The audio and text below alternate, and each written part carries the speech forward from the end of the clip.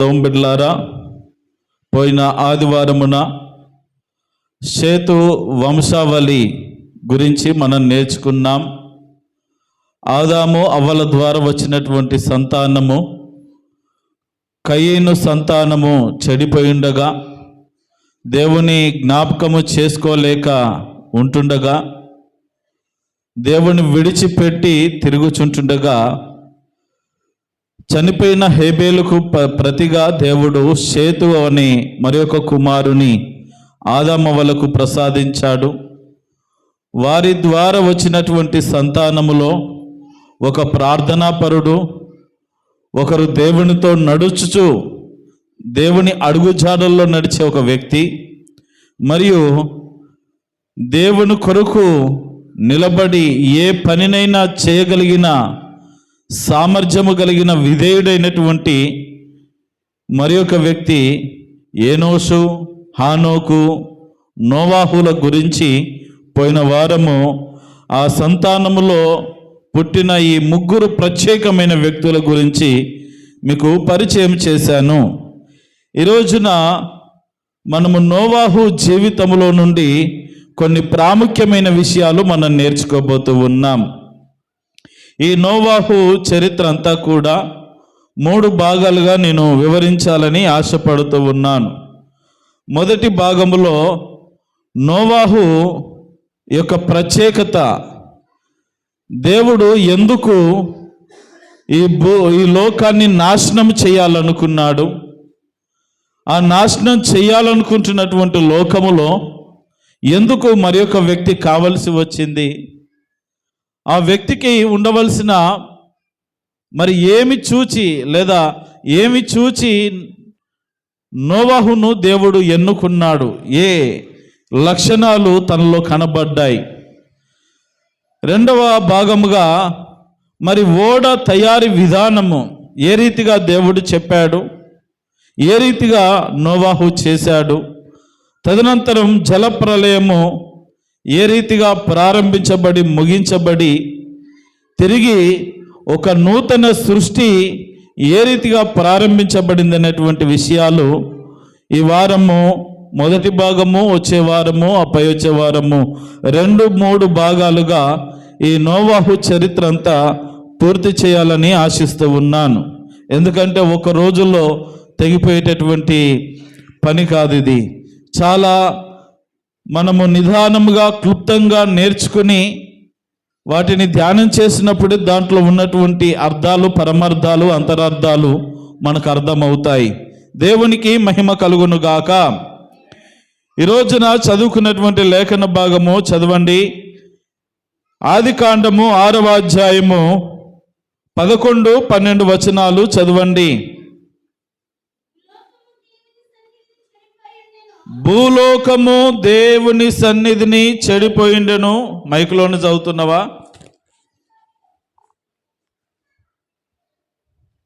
భూలోకము దేవుని సన్నిధిని చెడిపోయిండెను. భూలోకము దేవుని సన్నిధిని చెడిపోయిండెను. భూలోకము బలాత్కారముతో నిండి ఉండెను. దేవుడు భూలోకమును చూచినప్పుడు అది చెడిపోయి ఉండెను. భూమి మీద సమస్త శరీరులు తమ మార్గమును చెరిపివేసుకుని ఉండిరి. చాలా జాగ్రత్తగా ఈ మాటలు మీరు జాగ్రత్తగా ఆలకించాలి. మొదటిది మనం చూస్తూ ఉన్నాం, బయట పిల్లల వారు అల్లరి చేయొద్దు. భూలోకము దేవుని సన్నిధిలో చనిపోయిండెను. తర్వాత భూలోకము బలాత్కారముతో నిండి ఉండెను. మూడవదిగా మనం గమనిస్తే భూమి మీద సమస్త శరీరులు తమ మార్గములను చెరిపివేసుకున్నారు.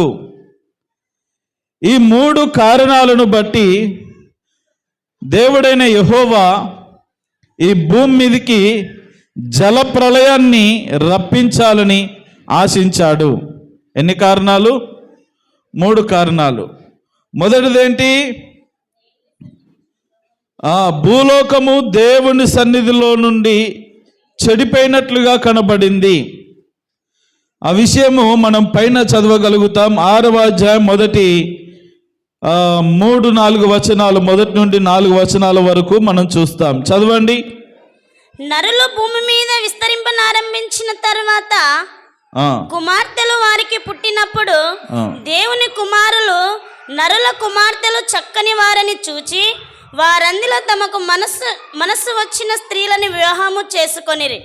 అప్పుడు యెహోవా ఆత్మ నరులతో ఎల్లప్పుడూ వాదించుచు వారు తమ అక్రమ విషయములలో నరమాత్రులై ఉన్నారు. అయినను వారి దినములు 120 ఏండ్ల వగును. చాలు, జాగ్రత్తగా వినండి. ఈ 3 వచనాలు కూడా మరి భూలోకము ఏ రీతిగా దేవుని సన్నిధిలో చెడిపోయిందో మనం గమనిస్తూ ఉంటాము.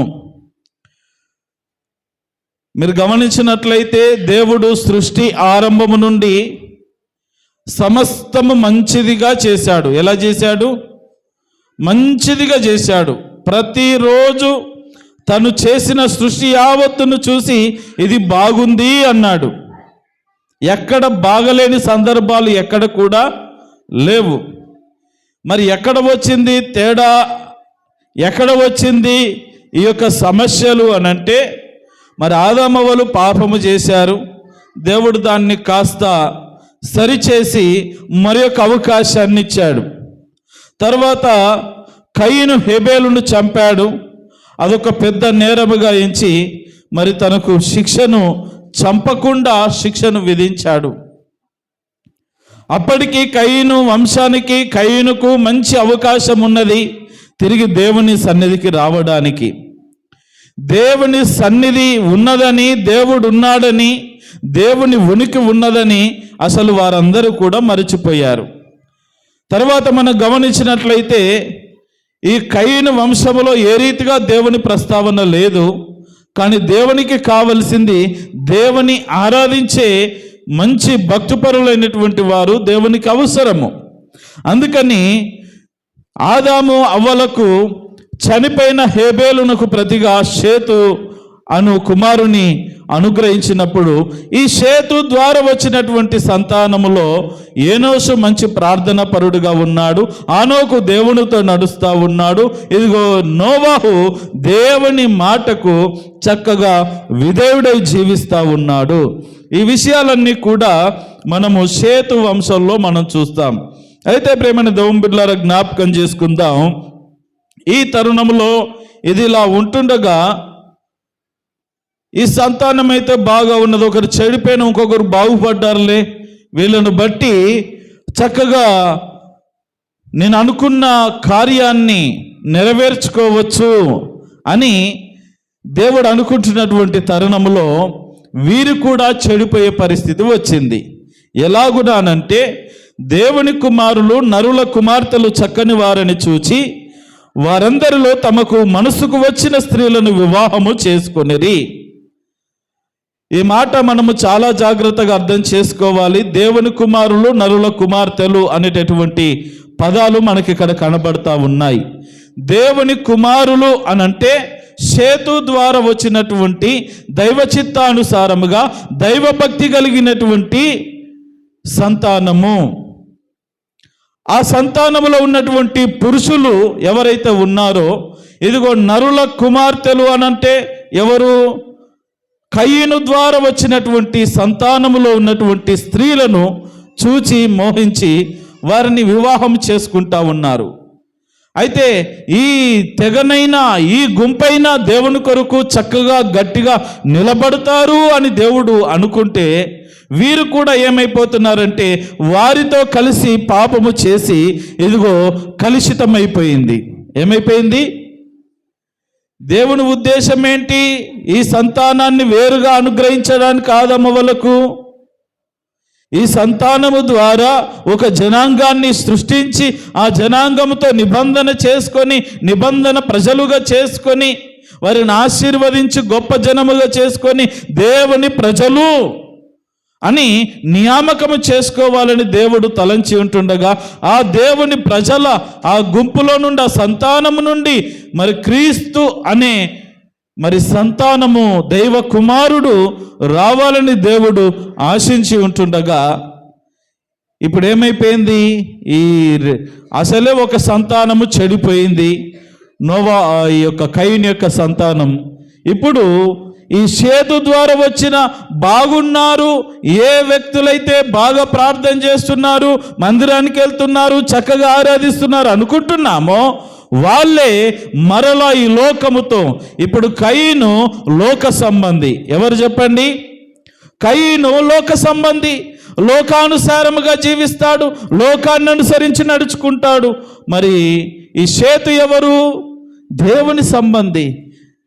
ఆ సేతు వంశం అంతా కూడా దేవునికి ప్రార్థన చేసేవారు, బలులర్పించేవాళ్ళు, దేవునితో నడిచేవాళ్ళు, దేవుని మాట వినేవాళ్ళు. ఇలాంటి భక్తిపరులైనటువంటి వాళ్ళు ఈ లోక స్నేహము, ఈ లోక వ్యామోహములో పడిపోయి ఆ స్త్రీలను వివాహము చేసుకొని వారిని అపవిత్రపరుచుకొని దేవుని దృష్టికి అయోగ్యమైనటువంటి వారిగా, యోగ్యులు అయోగ్యమైన వారిగా మారిపోయారు. ఇక దేవునికి మరలా కొంచెం నొచ్చుకునే పరిస్థితి వచ్చింది. ఈ సంతానమైన వీళ్ళైనా చక్కగా ఉంటారు, వాళ్ళు ఎట్టి తిరిగి చెడిపోయారు, వీళ్ళైనా బాగుంటారు అనుకుంటే వీళ్ళు కూడా మరలా మొదటికి వచ్చేసారే. అసలు భూమి మీద ఈ మనుషులను ఎందుకు చేశాండ్రా నాయనా అనుకొని డౌటు దేవునికి వచ్చేసింది. మనసులో నొచ్చుకున్నాడంట. ఆ రీతిగా ఈ భూలోకము దేవుని సన్నిధిలో చెడిపోయినట్లుగా ఉన్నది. దేవుడు పైనుండి చూస్తా ఉన్నప్పుడు అంతా చెడిపోయింది, భ్రష్టు పట్టిపోయింది, అసలు ఎందుకు పనికి రాకుండా మారిపోయింది. బంధాలు బంధుత్వాలు లేవు. అప్పుడంటే కయీను విషయంలో అప్పుడు స్త్రీలు లేరు, అక్కడ వాళ్ళు ఇద్దరిని చేసుకున్నా ముగ్గురిని చేసుకున్నా వాళ్ళు ఎట్లా జీవించినది దేవుడు ఊరుకున్నాడు. ఇప్పుడు ఏంటంటే సంతానం విస్తరించింది, ప్రజలు విస్తరించారు, పెళ్ళిళ్ళు చేసుకోవడానికి పురుషులు తక్కువ లేరు, స్త్రీలు తక్కువ లేరు, సరిపడ ఉన్నారు, చేసుకోవచ్చు కాస్త దూరపు బంధాలుగా పెట్టుకొని. కానీ ఎలా మారిపోయిందంటే వాళ్ళది వాళ్ళు చెడగొట్టుకొని బ్రతికేటటువంటి విధానంలోనికి వీళ్ళు మారిపోయిన పరిస్థితి మనం చూస్తూ ఉన్నాం. అయితే ప్రేమైన దేవుని బిడ్డలారా, జ్ఞాపకం చేసుకుందాం, ఈ రీతిగా మరి భూలోకములో ఉన్న ప్రజలందరూ కూడా దేవుని సన్నిధిలో చెడిపోయిన వారుగా కనబడుతూ ఉన్నారు. దేవుని సన్నిధి భూలోకం మీద కూడా ఉన్నది. అప్పటి వరకు ఏదైనా తోటలో ఫుల్లుగా ఉన్నది, వాళ్ళు పాపం చేసినందున కొంచెం అప్పుడప్పుడన్నా ఆ దేవుని సన్నిధి వచ్చేది. ఇక కయీను మొదలు పెట్టాక పాపం చేయడం, కయీను హత్య చేయడం మొత్తం వెళ్ళిపోయింది. మరలా ఎనోషు ప్రార్థన జీవితం ద్వారా, నోవాహు ఈ హానోకు నడవడిక ద్వారా మరలా దేవుడి ఉనికి భూలోకములో ఉన్నది. మరలా పాపం ప్రారంభించబడింది. కాబట్టి దేవునికి అది నచ్చలేని పరిస్థితిగా మారిపోయింది. తర్వాత మనం రెండవదిగా ఆలోచన చేయాల్సిన విషయం ఏంటంటే భూలోకము బలాత్కారముతో నిండి ఉన్నది. ఎలాగున 3వ వచనం నుండి చదివితే, అప్పుడు యెహోవా, నా ఆత్మ నరులతో ఎల్లప్పుడూ వాదించదు, వారు తమ అక్రమ విషయములలో నరమాత్రులై ఉన్నారు, ఆయనను వారి దినములు 120 ఏండ్లగునను. చూడండి, పోయిన వారం మనం చూసాం ఒక్కొక్కరు ఎన్నెన్ని సంవత్సరాలు బ్రతికారు. హైయెస్ట్ స్కోర్ ఎంత? మెతుషెల 969 సంవత్సరాలు బ్రతికాడు. ఇప్పుడు ఎంతకు వచ్చింది? 120. హద్దు పెట్టేశాడు. ఈ ఎంతకాలం అంట ఇన్ని ఛాయిస్లు ఇచ్చాడు దేవుడు. సరేనైనా ఇలా బ్రతకండి, అలా బ్రతకండి, చూసి చూడనట్టుగా అన్ని అవకాశాలు ఇస్తున్నా మన వాళ్ళు అవకాశాలను సద్వినియోగము చేసుకునే స్థితిలో లేరు. ఇక దేవునికి విసుకొచ్చి ఎన్ని రోజులంట వాదించాలా, ఎన్ని రోజులంట భరించాలా? మీరు ఈ పాపము చేస్తూ వందల సంవత్సరాలు జీవిస్తే నేను దాన్ని భరించుకుంటా ఉండాలనా? అంతసేపు నా వల్ల కాదు. కానీ 120 హద్దు పెట్టేశాడు. ఇక 120 బోర్డు తలిగించి పెట్టేశాడు. అది హద్దు. ఇక మోసే కాలానికి వచ్చేసరికి ఇక మోసే రాస్తూ అంటాడు 70-80 సంవత్సరాలు.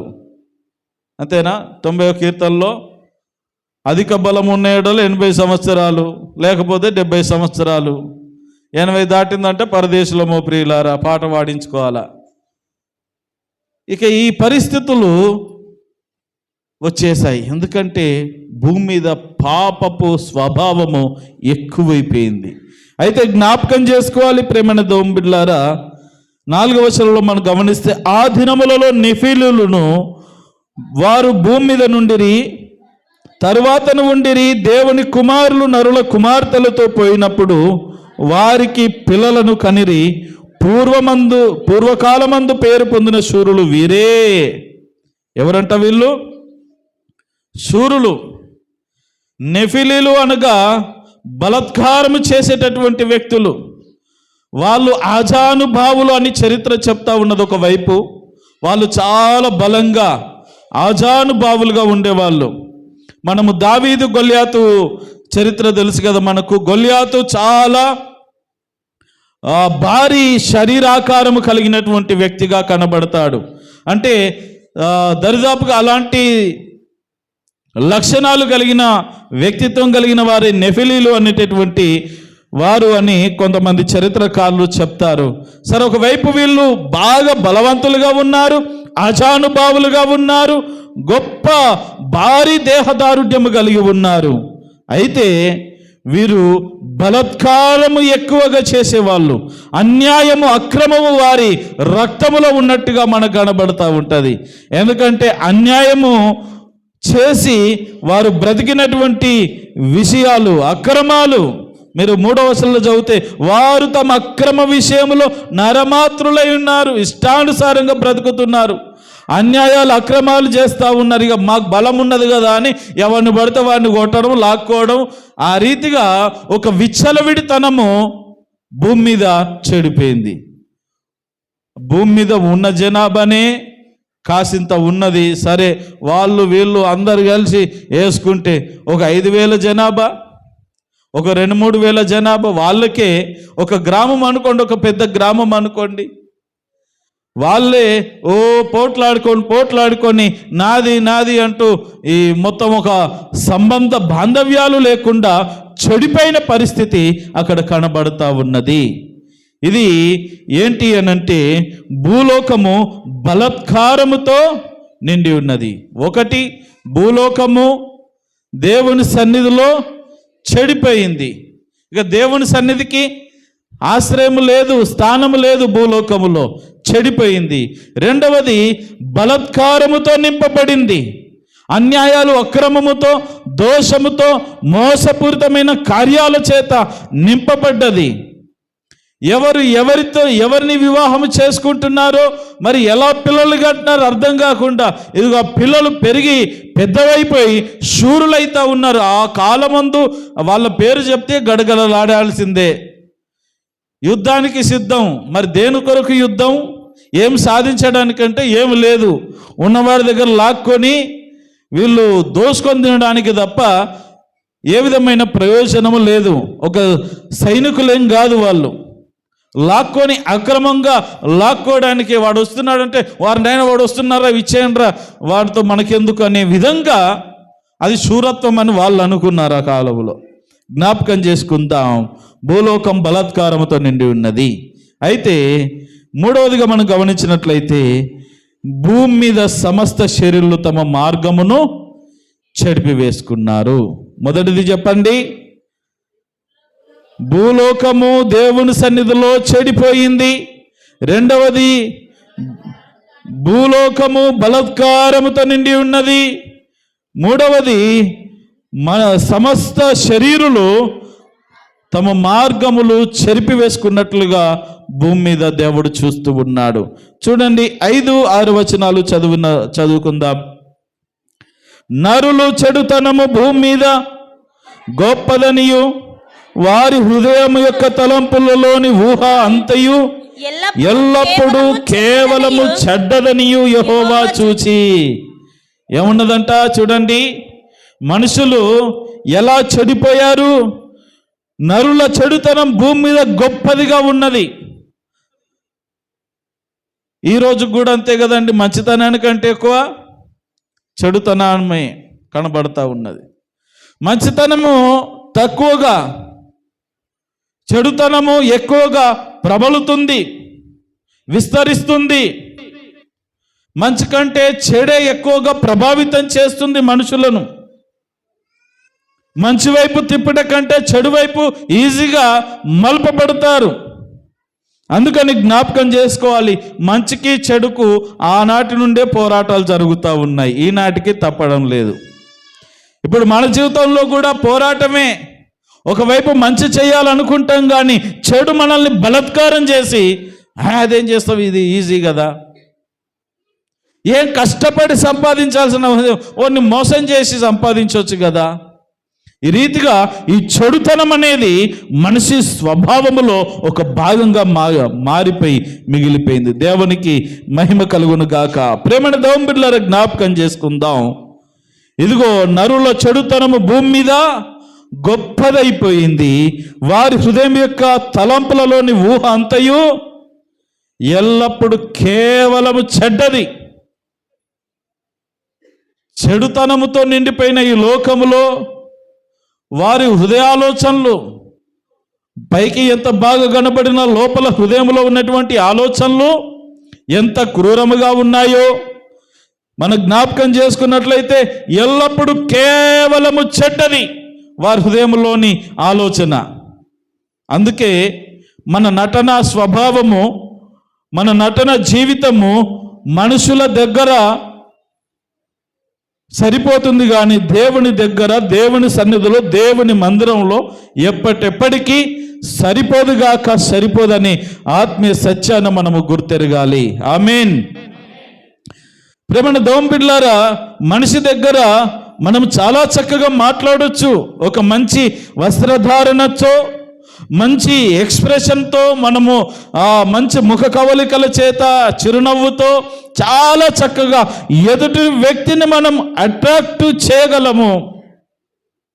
వారి మీద కోపమున్నా, వారి మీద విషమున్నా, వారి మీద ఏదో ఒక విధమైనటువంటి ఈ పగలు ప్రతీకారాలు ఉన్నా పైకి ఎంతో చక్కగా నటించగలము, కానీ లోపల హృదయంలో ఉన్నటువంటి ఆలోచన మాత్రము చెడ్డది. దేవుడు చూసేది ఎక్కడ చూడండి, వీళ్ళు పైకి చేసే దేవునికి కనపడేటటువంటి ఈ లక్షణాలను చూసి వారి మీద తీర్పు తీర్చడం లేదు, కానీ వారి హృదయపు ఆలోచన అంతా కూడా కేవలం చెడ్డది. ఏదో పైకి తెలియక చేస్తున్నారంటే అది వేరు, కానీ అసలు వాళ్ళ స్వభావములోనే ఇమిడ్చబడి ఉన్నది పాప స్వభావము. ఇక వారిని ఎలా మార్చేది అని చూడండి. 6వ వచనంలో రాయబడిన మాట, తాను భూమి మీద నరులను చేసినందుకు యెహోవా సంతాపము నొంది తన హృదయములో నొచ్చుకొనెను. ఎందుకు చేశాన్రా నాయనా? మనాళ్ళు ఎంత మహానుభావులు చూడండి. మరి దేవునికి అసలు ఎందుకు చేశాను అనే డౌట్ క్రియేట్ చేసినటువంటి మహానుభావులు ఎవరంటే మనుషులే. జంతువులను చూసి అనలేడు ఆ మాట దేవుడు.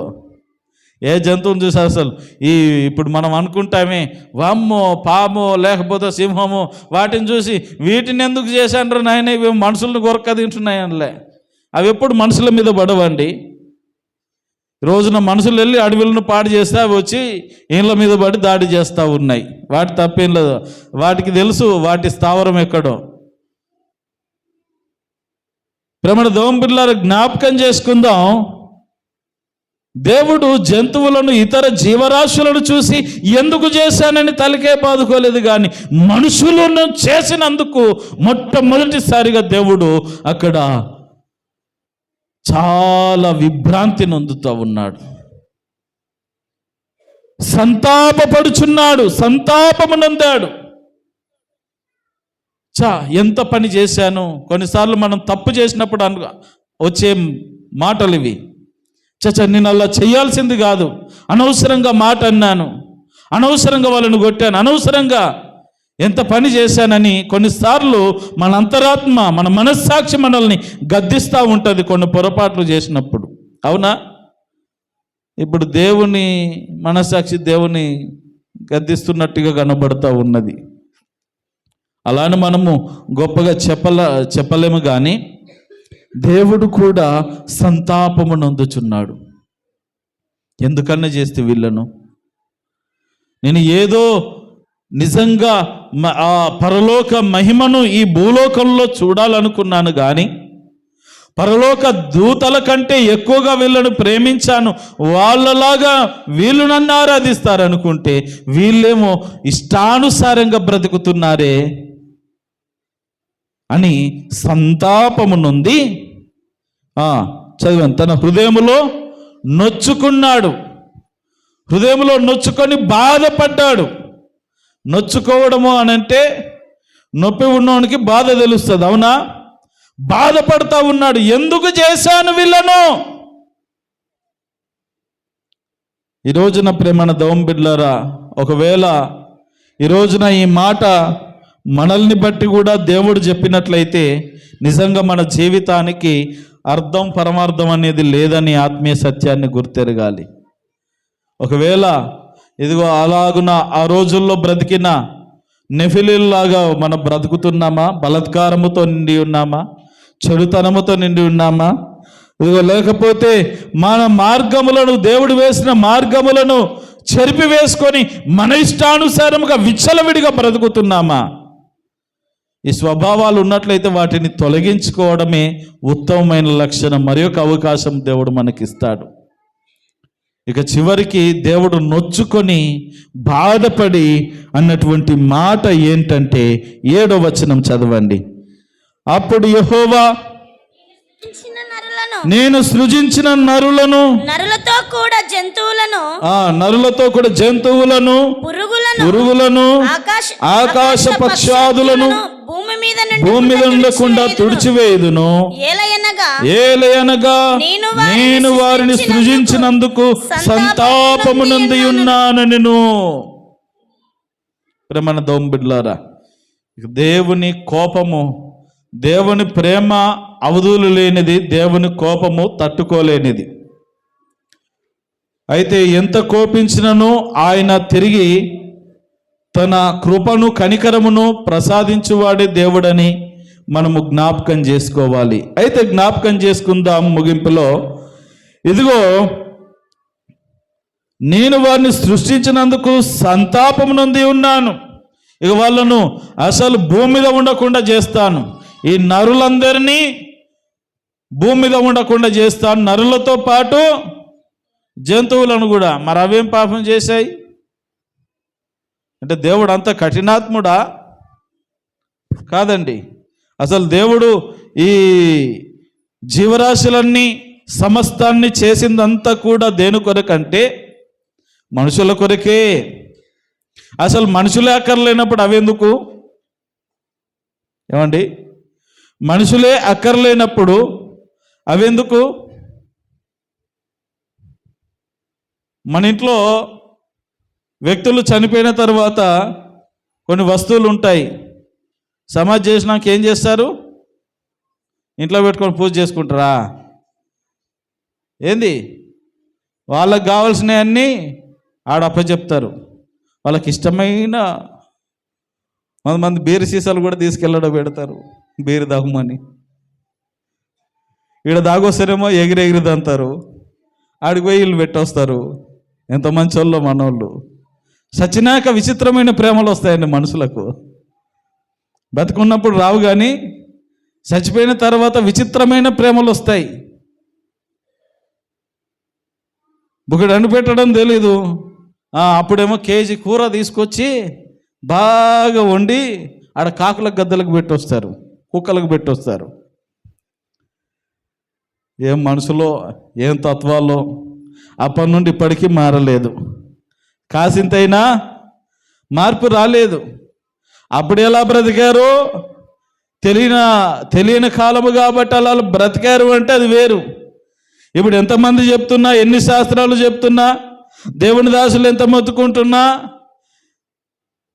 ఇక ఒకే దారి, అప్పటి దారే. మా దారి మాదే సార్, మీ దారి మీదే, అంతే. ఆ రీతిగానే మనం ముందుకు వెళ్తున్నాం తప్ప మార్పు లేదు. జ్ఞాపకం చేసుకోండి. ఇక దేవుడు ఇక మనుషుల్లో అవసరం లేనప్పుడు ఈ వీటితోనేం పని అంటే, ఇక ఈ మనుషులందరినీ భూమి మీద జలప్రలయం చేత ముంచివేయాలని ఆలోచన చేశాడు. మరి ఇక భూమి మీద ఉన్న ఇవన్నీ కూడా చనిపోతాయి కదా. ఇక అన్నిటినీ నాశనం చేయాలని దేవుడు తలంచాడు. అయితే జ్ఞాపకం చేసుకోవాలి, భూమి అంతటిని నాశనము చెయ్యాలి, మొత్తం తుడిచిపెట్టాలి అని దేవుడు అనుకున్నాడు. కానీ అనుకొని మొత్తం నాశనం చేసి మరలా క్రొత్తగా సృష్టిని చేయాలని దేవుడు తలంచలేదు. కానీ ఈ నాశనము చేసే ఈ భూమి అంతటిలో అందరిని నాశనం చేసే ఈ క్రమంలో ఒక్క కుటుంబము దేవుని కొరకు కావాలి. ఎవరైనా నా కొరకు నిలబడగలిగిన వాళ్ళు ఉన్నారు కదా? ఉన్నారా? ఇంతమంది ఉన్నారు కదా, ఇందరూ చెడిపోయారు కదా, ఇందరూ నాకు ఇష్టమైన జీవితాన్ని ఒకరు కూడా జీవించడం లేదు కదా, ఒక్కరైనా నా కొరకు నిలబడే వాళ్ళు ఉన్నారా అని దేవుడు తొంగి చూసినప్పుడు నోవాహు కనబడినాడు. హల్లెలూయా. నోవాహు కుటుంబము దేవునికి కనబడింది. 8వ వచనం చదవండి. అయితే నోవాహు యెహోవా దృష్టి యందు కృప పొందినవాడాయెను. ప్రేమణ దోంబిడ్లారా జ్ఞాపకం చేయ. తర్వాత నోవాహు వంశావళి ఇదే. నోవాహు నీతిపరుడును తన తరములో నిందారహితుడనై ఉండెను. నోవాహు దేవునితో కూడా నడిచినవాడు. అతనికి షేము, హాము, యాపేతను 3 కుమారులను నోవాహు కనెను. అతనికి 3 కుమారులు ఉన్నారు. నోవాహు భార్య, 3 కుమారులు, 3 కోడళ్ళు, మొత్తం 8. వీళ్ళు ఎలాంటి వాళ్ళంటే ఈ లోకమంతా చెడిపోతూ బ్రతుకుతున్నా, ఈ లోకమంతా పాపములో మునిగి తేలుతూ ఉన్నా, వీళ్ళు మాత్రం దేవుని కొరకు నికిష్టమైనటువంటి భక్తిని చేస్తున్నటువంటి వ్యక్తిత్వం కలిగిన వారు ఈ కుటుంబము. హల్లెలూయా. ముఖ్యంగా నోవాహులో దేవుడు ఈ క్వాలిటీస్ చూశాడు. మొదటిది ఏంటి అనంటే దేవుని దృష్టికి కృప పొందాడు నోవాహు. వీళ్ళందరిట్లలో ఎందుకొరకు దేవుని దృష్టిలో పడ్డాడు, దేవుని దృష్టికి ఎందుకు అనుకూలముగా నోవాహు ఉన్నాడంటే, నెంబర్ 1 నీతిపరుడు, నెంబర్ 2 నిందారహితుడు, నెంబర్ 3 దేవునితో కూడా నడిచినవాడు. హల్లెలూయా. ఈ 3 విషయాలు కూడా నోవాహులో నాటబడి ఉన్నవి. నీతిమంతుడుగా ఉన్నాడు, నిందారహితుడుగా అనంటే నింద లేదు, ఎవడు వేలెత్తి చూపించే విధంగా బ్రతకలేడు. నువ్వు పలానా రోజు తప్పు చేయలేదా, నన్న మాట లేదా అని మనం కొంతమందిని వేలు పెట్టి చూపిస్తామే. ఇతరులు ఎవరు కూడా తనను వేలెత్తి చూపకుండునట్లుగా పవిత్రమైన జీవితాన్ని జీవించిన వ్యక్తి నోవాహు. నీతిమంతుడిగా బ్రతుకుతున్నాడు, నిందారహితుడిగా బ్రతుకుతున్నాడు, దేవునితో కూడా నడిచినవాడు. ఇలా నడిచినది ఇంకొక వ్యక్తి ఎవరు? హానోకు వలె తాను కూడా దేవునితో నడుస్తూ ఉన్నాడు, దేవుని మార్గములో నడుస్తున్నాడు. లోకమంతా చెడిపోయింది, లోకమంతా పాపపు ఊబిలో మునిగిపోయింది, లోకమంతా విచ్చలవిడిగా బలాత్కారము చేత, చెడుతనము చేత తమ మార్గములను చెరిపి వేసుకొని జీవిస్తున్నటువంటి తరుణములో ఈ నోవాహు మాత్రము ఎలా బ్రతుకుతున్నాడయ్యా అంటే నీతిమంతునిగా, నిందారహితుడిగా, ఒకరి చేత పల్లెత్తు మాట కూడా అనిపించుకోకుండా నింద లేనివాడిగా దేవునితో నడిచే అనుభవాన్ని ఈ నోవాహు కలిగి ఉన్నాడు. అందుకని దేవుడు నోవాహును ఎన్నుకున్నాడు. అందుకని దేవుడు నోవాహును ఎన్నుకొని, నీవు బ్రతకాలంటే నిన్ను రక్షిస్తాను, ఇక నీవు నాకు కావాలి, నీతో నా నిబంధన స్థిరపరుస్తాను, నేను చెప్పినట్లు నువ్వు చెయ్యాలని ఓడ తయారు చేసుకోమంటాడు తన ఇంటి రక్షణ కొరకు. కేవలము తన ఇంటి రక్షణ కొరకే కాదు, ఇందాక మనం చదువుకున్న లేఖన భాగములో ఈ ఆకాశ పక్షులు భూజంతువులను కూడా చంపేస్తాను, తుడిచివేస్తాను అన్నాడు కదా దేవుడు. అన్నిటిని చంపివేసిన అన్నిటిని ఓడలు ఎక్కించుకోలేడు, కానీ ఆడ జంతువు మగ జంతువు ప్రతి జాతిలో ఆ ఎగిరే ఆకాశ పక్షుల్లో కావచ్చు, లేదా భూమి మీద తిరిగే ప్రాకు జీవుల్లో కావచ్చు, ప్రతి ఈ జంతువుల్లో పక్షుల్లో కూడా దేవుడు జతలు జతలుగా ఓడలోనికి నడిపించిన తరుణాన్ని చూస్తాం. అంటే వీటి ద్వారానే, ఈ మనుషుల ద్వారా, ఈ జంతువుల ద్వారా మరలా భూలోకములో ఒక నూతనమైన సృష్టి క్రమాన్ని దేవుడు ఏర్పాటు చేయాలని ఆశించి ఉన్నాడు. ప్రేమణ దోంబిడ్లారా, జ్ఞాపకం చేసుకుందాం. ఇక్కడ ఒక చక్కటి మాట వ్రాయబడింది, అది చెప్పి నేను ముగిస్తాను. చదవండి.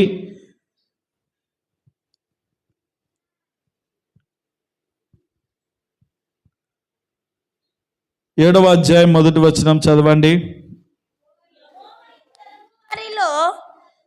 యెహోవా ఈ తరము వారిలో నీవే నా ఎదుట నీతిమంతుడవైనుట చూచితిని. జాగ్రత్తగా గమనించండి. దేవుడు అంటున్నాడు, యెహోవా దేవుడు అంటున్నాడు నోవాహుతో, ఈ తరము వారిలో. ఏ తరము వారిలో? అప్పుడు ఏ తరములో ఈ నోవాహు జీవిస్తూ ఉన్నాడో ఆ తరము వారిలో అతనొక్కడే దేవుని దృష్టికి నీతిమంతుడిగా కనబడుచున్నాడు. మరి దేవుడు ఏ తరానికి చెందినవాడు? మనుషులముగా తరాలు మారిపోతాయి. ఈ తరం పోయిందంటే మనం పోతాం, ఇంకో తరం వస్తుంది. మరి దేవుడు తరతరములకు దేవుడు, యుగ యుగములకు దేవుడు. హల్లెలూయా. చదవండి 90వ కీర్తన 1వ వచనం చదవండి ఫాస్ట్గా. ప్రభువా, తరతరముల నుండి మాకు నివాస స్థలము నీవే. పర్వతములు పుట్టక మునుపు, భూమిని లోకమును నీవు పుట్టింపక మునుపు, యుగ యుగములు నీవే దేవుడవు. రైట్. తరతరములకు నీవే దేవుడవు. మన దేవుడు తరతరములకు యుగ యుగములకు దేవుడు ఆయనే. అందరు 2 చేతులు పైకెత్తి హల్లెలూయా చెప్పండి. తరతరాలలో, యుగ యుగాలలో, జగ జగాలలో దేవుడు దేవుడు యేసే దేవుడు, మన దేవుడు దేవుడు యేసే దేవుడు. హల్లెలూయా హల్లెలూయా హల్లెలూయా హల్లెలూయా హల్లెలూయా హల్లెలూయా హల్లెలూయా హల్లెలూయా. భూమిని సృష్టించక మునుపు, లోకపు పునాది లేనప్పుడు, భూమిని సృష్టించక మునుపు, లోకపు పునాది లేనప్పుడు, దేవుడు దేవుడు యేసే దేవుడు, మన దేవుడు దేవుడు దేవుడు. పర్వతములు పుట్టక మునుపు, నరునికి రూపము లేనప్పుడు, పర్వతములు పుట్టక మునుపు, నరునికి రూపము లేనప్పుడు, దేవుడు దేవుడు యేసే దేవుడు, మన దేవుడు దేవుడు. సృష్టికి శిల్పకారుడు, జగతికి ఆది సంభూతుడు. సృష్టికి శిల్పకారుడు,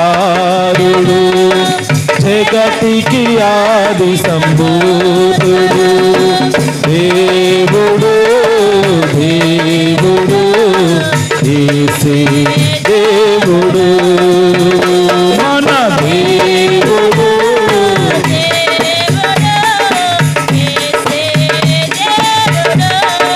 తండ్రి కుమార శుద్ధాత్మయు ఒకటై ఉన్నారు రూపము తండ్రి కుమార శుద్ధాత్మయు ఒకటై ఉన్నారు రూపము దేవుడు దేవుడు యేసే దేవుడు మన దేవుడు దేవుడు యేసే దేవుడు తరతరాలలో యుగ యుగాలలో జగ జగాలలో దేవుడు దేవుడు యేసే దేవుడు మన దేవుడు దేవుడు యేసే దేవుడు.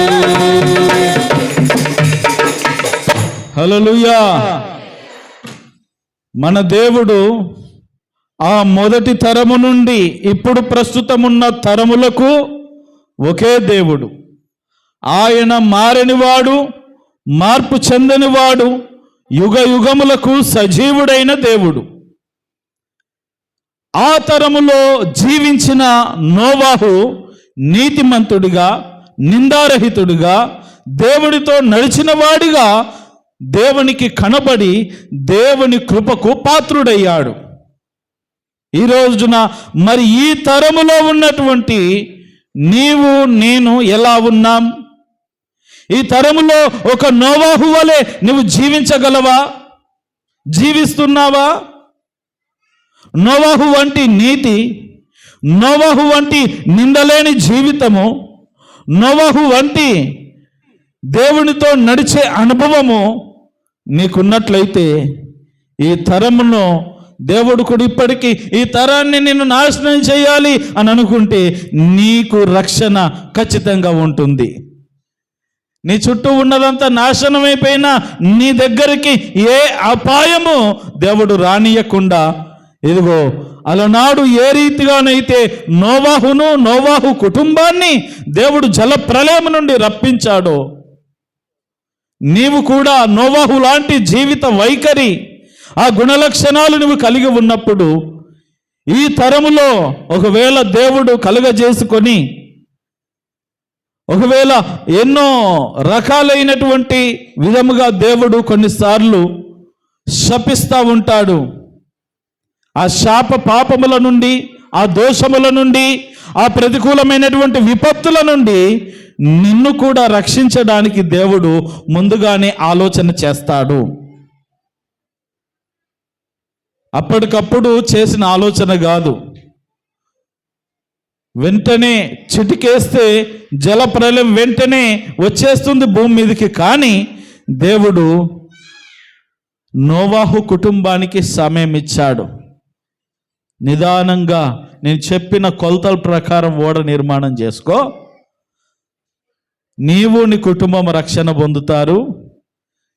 ఇక వాళ్ళకు చెప్పు, ఎవరైనా వచ్చే వాళ్ళు ఉంటే మారు మనసు పొంది వచ్చి ఓడలో ఉన్నవాళ్ళు నా వాళ్ళు, ఓడ బయట ఉన్నవాళ్ళు నా వాళ్ళు. దేవుని సూత్రం అదే. ఈ రోజున ఓడలో ఉండాలంటే మనమే ఓడ నిర్మాణం చేసుకోవాలని కుటుంబం కొరకు. ఊరికే చిటికేస్తే మనకు రాదు ఓడ. ఇయ్యు దేవా అని ఊరికే ప్రార్థన చేస్తే రాదు. నువ్వు కట్టుకోవాలా, ఓడను కట్టుకోవాలా, రక్షణ ఓడను కట్టుకోవాలా. సరే, అది వేరే టాపిక్, వచ్చే వారం మాట్లాడుకుందాం. ఆ రీతిగా దేవుడు నోవాహును ఎన్నుకోవడానికి గల కారణం ఏంటంటే ఈ 3 లక్షణాలు ఉన్నాయి. భూమి అంతా చెడిపోయింది, బలాత్కారముతో నిండిపోయింది, దేవుని మార్గములన్నీ చెరిపివేసుకొని విచ్చల విడిగా తిరుగుతున్నారు జనాలు. కానీ నోవాహు మాత్రం నీతిమంతుడిగా ఉన్నాడు, నిందారహితుడిగా ఉన్నాడు. ఎవరిని పల్లెత్తు మాట అనలేదు, ఎవరితోని పల్లెత్తు మాట అనిపించుకోకుండా బ్రతికాడు. దేవునితో నడుస్తున్నాడు, దైవ చిత్తానుసారముగా మెదులుతున్నాడు. అందుకని దేవుని దృష్టికి కృప పొందినవాడాయెను. దేవుని దృష్టిలో పడ్డాడు. ఏ వ్యక్తి అయితే దేవుని దృష్టిలో ఉంటాడో ఆ వ్యక్తికి రక్షణ, విడుదల, స్వస్థత, శాప విమోచన అనుగ్రహించబడుతుందనే ఆత్మీయ సత్యాన్ని రోజున మనము గుర్తెరగాలి. ఆ రీతిగా నోవాహు దేవుని దృష్టికి కృప పొందాడు. ఈ తరములో నీవు దేవుని దృష్టిలో ఉన్నావా? ఒకసారి పరిశీలన చేసుకో. నోవాహు వంటి జీవితం ఉంటేనే మనము కూడా దేవుని దృష్టిలో పడగలుగుతాం. నోవాహు వంటి జీవితం లేకుండా దేవుని దృష్టిలో మనం ఎలాగో ఉంటాం? దైవ చిత్తానుసారంగా బ్రతకడం నేర్చుకుందాం. లోకాన్ని చూచి లోకాన్ని వెంబడించబాకండి. లోకమంతా కూడా శరీరాశ, నేత్రాశ, జీవపు డంబము చేత నింపబడినది. పొద్దున్న లేస్తే డబ్బు అవసరం లేకుండా కొనుక్కోవడం, అవసరం లేకుండా వ్యాపారాలు, అవసరం లేకుండా ప్రతి దాంట్లో చేతులు పెట్టడం, తలదూర్చడం. ఈ లోకము నిన్ను చివరికి ఏం చేస్తుందంటే నరకానికి పాత్రలను చేసి నడిపిస్తూ ఉంటుంది. లోకం వెంబడి వెళ్ళబాకండి, దేవునితో నడవండి. బ్రతుకుట క్రీస్తే, చావైతే లాభమే అని పౌలు ఏ రీతిగా చెప్పాడో అలాగున్న దేవుని కొరకు ఒక త్యాగపూర్వకమైనటువంటి విశ్వాస సహితమైన జీవితాన్ని జీవించండి. ఇలాంటి భక్తిపరులు ఏ తరములో ఉన్నా ఆ తరములో వారికి, వారి కుటుంబానికి, వారితో పాటు ఎవరైతే ప్రభువును సేవిస్తారో వారికి కూడా వారిని బట్టి రక్షణగా దేవుడు అనుగ్రహిస్తాడు.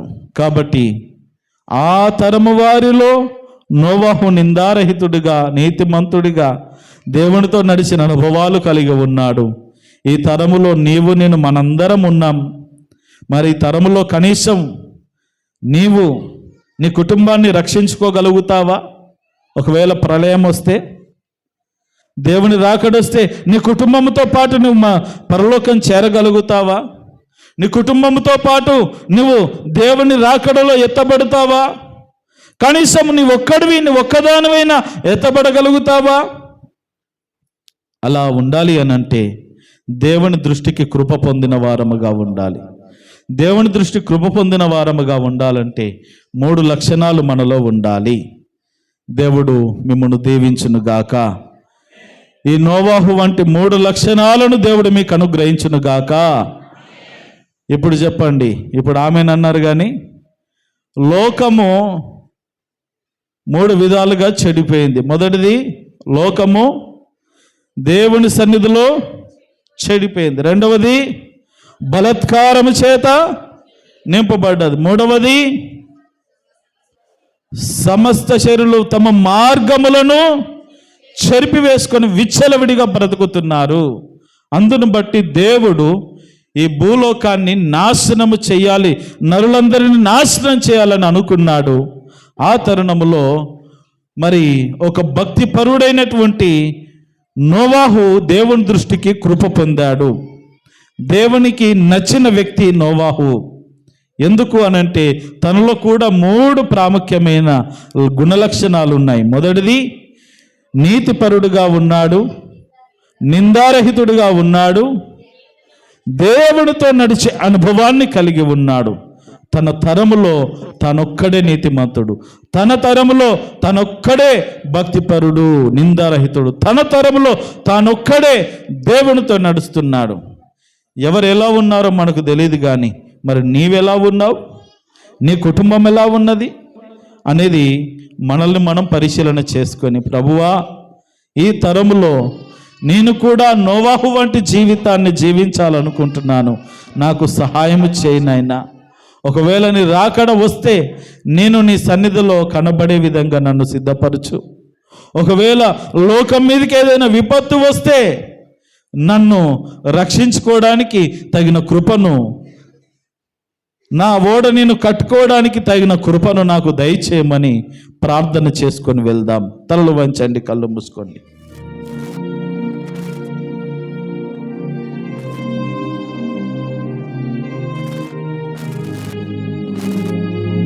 ప్రేమన